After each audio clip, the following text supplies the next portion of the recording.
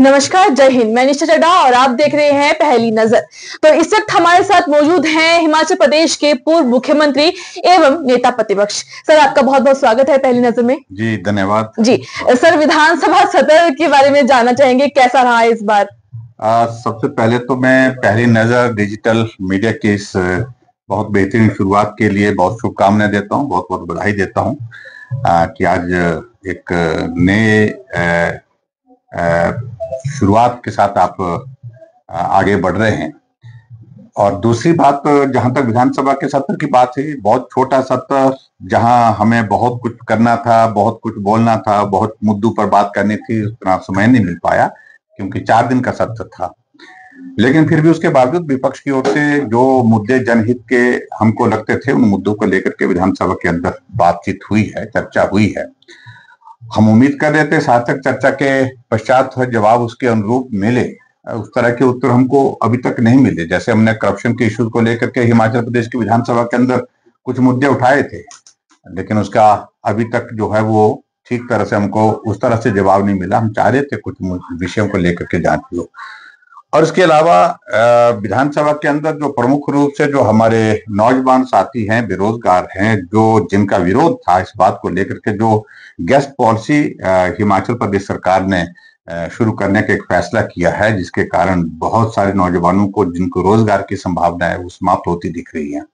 और वैसे भी हिमाचल प्रदेश में कांग्रेस की सरकार ने सत्ता में आने से पहले जो वादा किया था, 5 लाख नौकरियां बेरोजगारों को देंगे, और 2 वर्ष का कार्यकाल बीता है, युवा निराश है। उस मसले को लेकर के भी हमने विधानसभा के अंदर बाहर बात की है। जी सर, देखा गया है इस सत्र में बार बार विरोध प्रदर्शन किया जा रहा है, बाहर भी और विधानसभा के अंदर भी।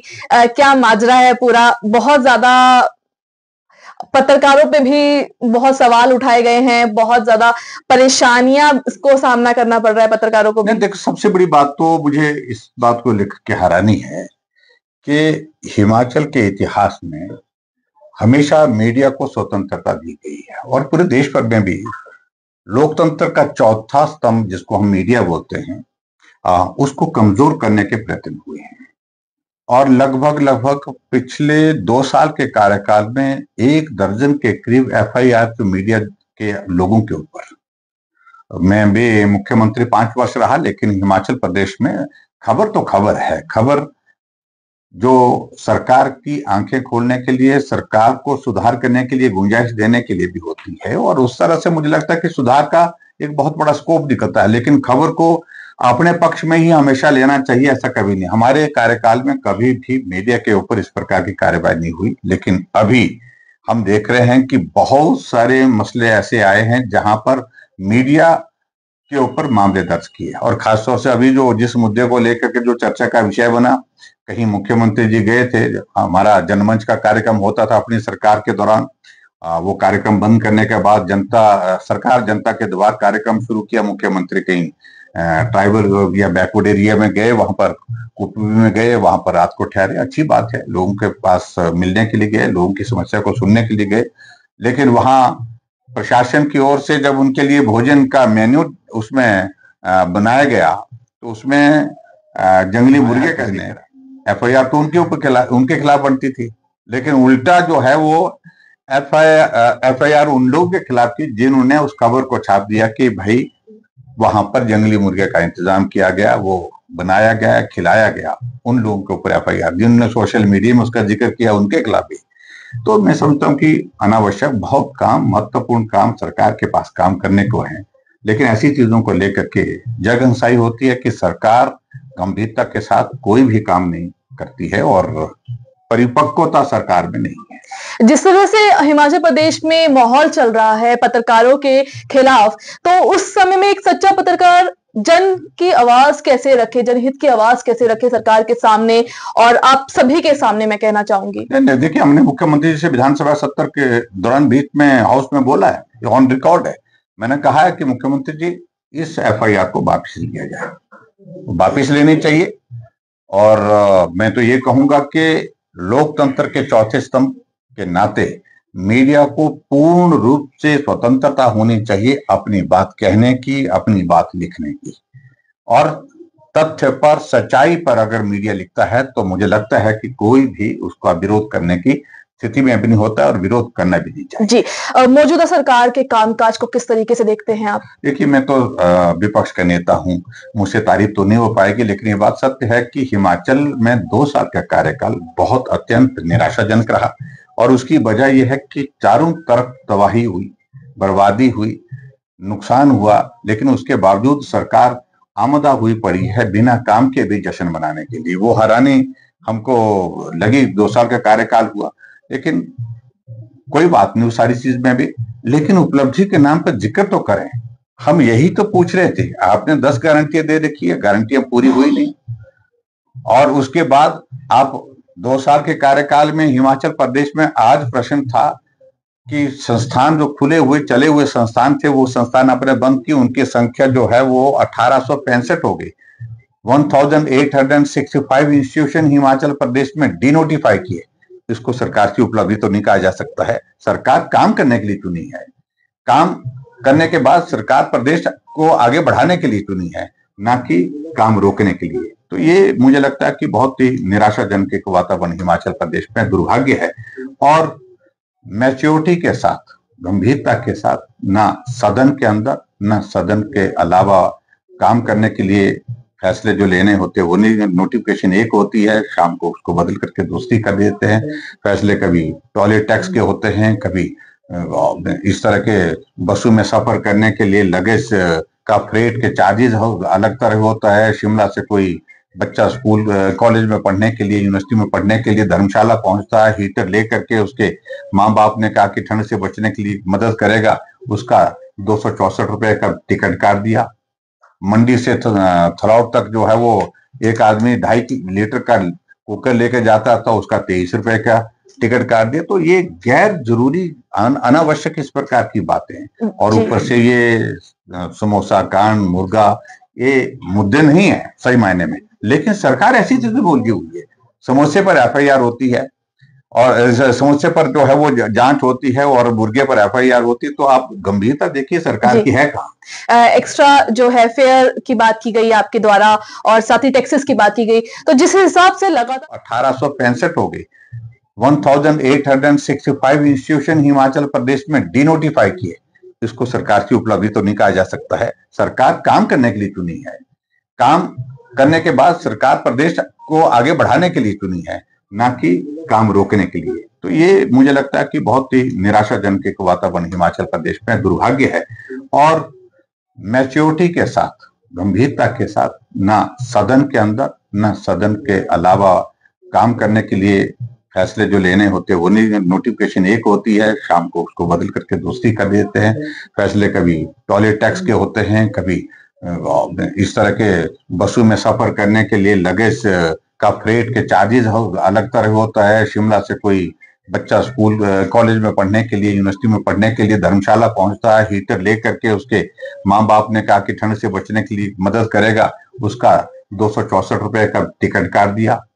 मंडी से थलौट तक जो है वो एक आदमी 2.5 लीटर का कुकर लेके जाता था, उसका 23 रुपए का टिकट काट दिया। तो ये गैर जरूरी अनावश्यक इस प्रकार की बातें हैं। और ऊपर से ये समोसा कांड, मुर्गा, ये मुद्दे नहीं है सही मायने में, लेकिन सरकार ऐसी चीजें बोल दी हुई है।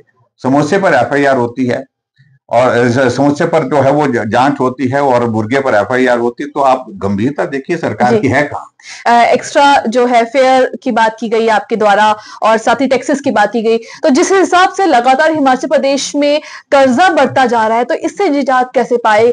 क्या लगता है, क्या मौजूदा सरकार को ऐसा करना चाहिए जिससे कर्ज मुक्त हो सके जल्द से जल्द? देखिए, कर्ज मुक्त होने की स्थिति इतनी जल्दी तो नहीं आ सकेगी, उसके लिए वक्त लगेगा, क्योंकि बहुत सारा पानी जो है वो जो बह चुका है, यानी कि नुकसान बहुत हो चुका है। क्योंकि कर्ज की शुरुआत 93 ऑनवर्ड जो हुई थी, जिस तरह से पहले हिमाचल के ऊपर कर्ज नहीं था, अनावश्यक कर्ज उस वक्त लिया गया।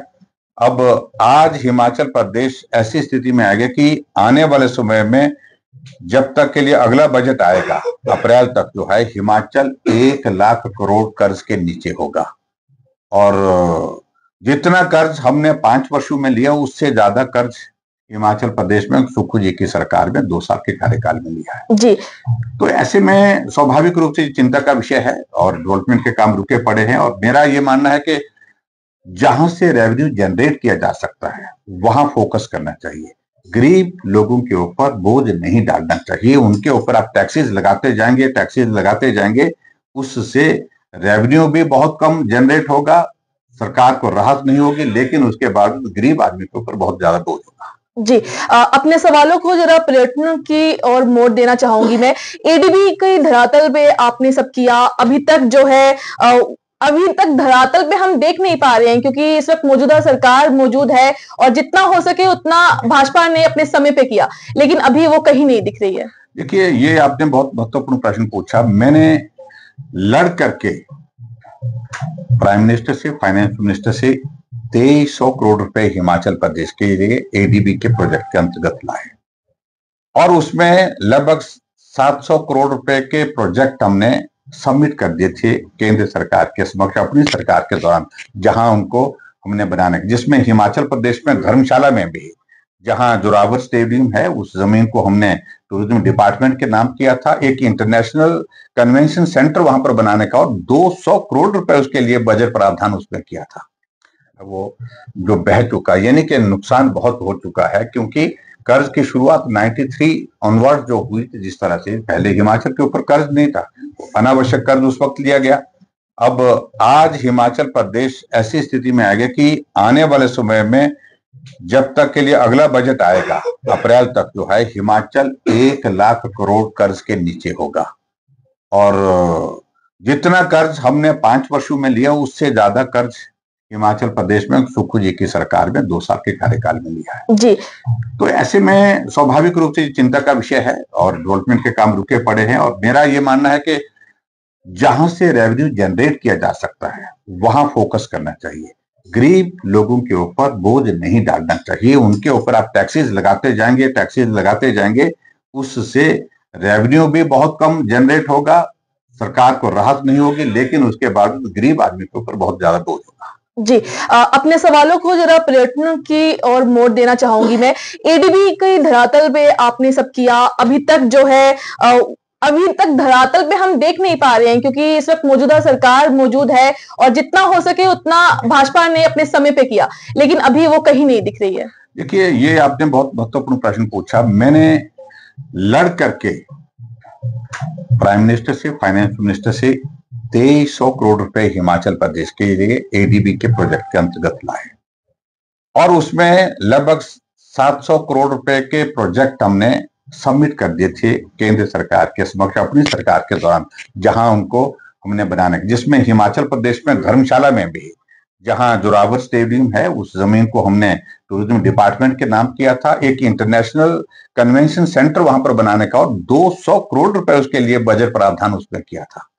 लेकिन इस बीच में क्या हुआ कि सरकार बदल गई और सरकार सीधा दिल्ली गई और एडीबी को कहा कि जो प्रोजेक्ट जयराम ठाकुर ने भेजे हैं, भाजपा की सरकार ने भेजे हैं, उनको हम विड्रॉ करते हैं, उनको हम रिव्यू करेंगे, नए सिरे से करेंगे।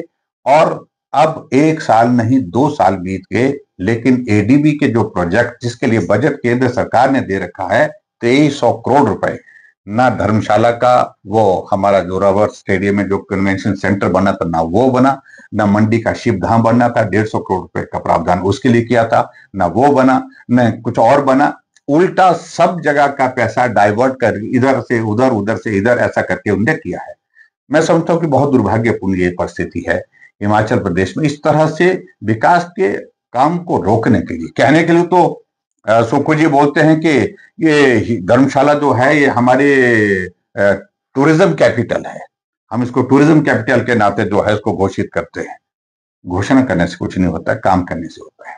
और इसलिए जमीनी हकीकत यह है कि जो प्रोजेक्ट हमने सैंक्शन किया था वो भी अभी तक जो है बंद किया है। सेंट्रल यूनिवर्सिटी का जो धर्मशाला में जो बनना था, हमारा कैंपस बनना था, उसके लिए 30 करोड़ रुपए जो फॉरेस्ट क्लियरेंसेस के बाद जो है सबमिट करने, जमा करने, तो वो जमा नहीं किया अभी तक।